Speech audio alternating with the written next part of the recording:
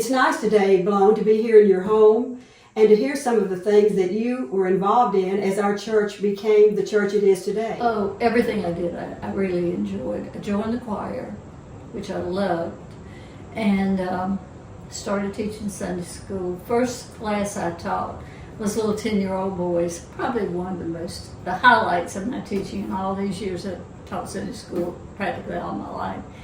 And Robbie Parker is my all-time favorite of all the kids I've ever taught. Drove me nuts, I drove him nuts, and we just loved each other. And every Sunday, he would find a question to ask me, and I knew it was coming every single Sunday. I don't think he ever studied his lesson, but he didn't care. He would find something to ask me about the lesson. So one Sunday, he said, "Miss Blaun, what color was Jesus?"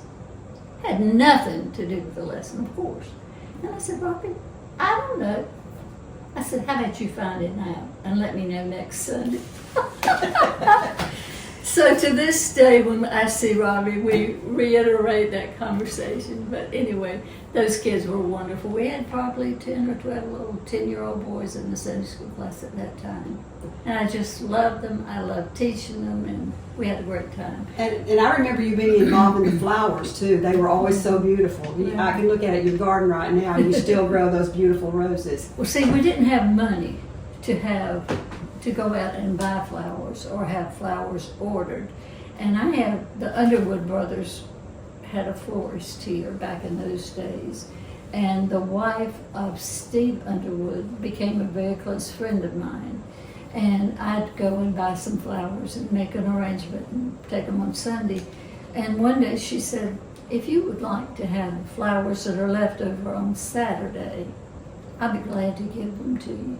If you don't mind just coming and get whatever's left over." I said, "Thank you, Lord."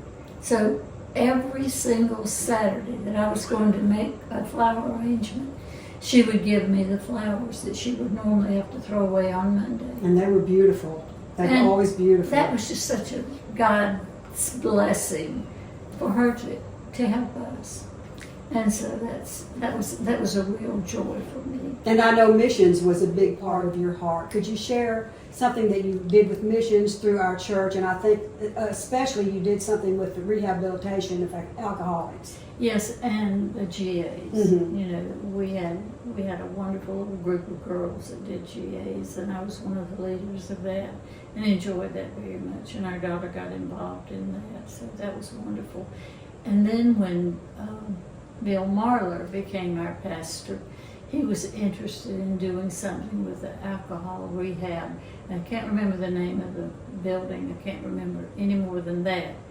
But on Sundays, about twice a month, we would leave about 8 o'clock in the morning, Sunday morning, and he would do a Sunday school lesson. And no better than I can play the piano, I would play the piano and lead the singing, and we'd have probably maybe 20 men who would come. And so that was wonderful, I thought. And I thought it was great that Bill did that, because he prepared a service. I mean, he didn't just pop in and pop out. So that was really And Blaun, I know you were on the pulpit committee when Ron and I were interviewed. Oh, yeah. And we were impressed with your attitude at that time. We just love Ron and Barbara. And I'm not saying that because you're sitting here and you're my personal friend, but you all did so much healing for us. And what a blessing. Well, it meant a lot to us too. But you were there when we went through all the process of building the new sanctuary, planning for it, and even you and I served on the decorating committee together at that time.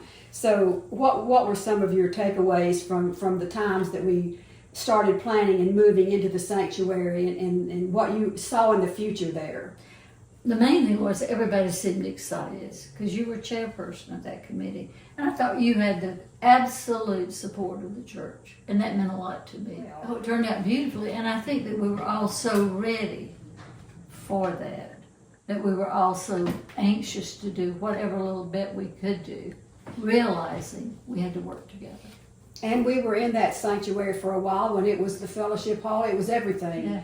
We just didn't have the room except what was in the sanctuary. So now we're blessed with all these wonderful buildings and it's so beautiful and facilities. So looking back on those times and seeing what has transpired, I know it's touching for you as it is for me. It's watching your children grow and blossom. That's true. And I love that church. Always have, always will. Well, we love you, Blaun, and we appreciate the many things you did to help along the way to make it what it is today. And we love being here in your home with you. It's a warm, wonderful atmosphere. Thank you so much. Thank you.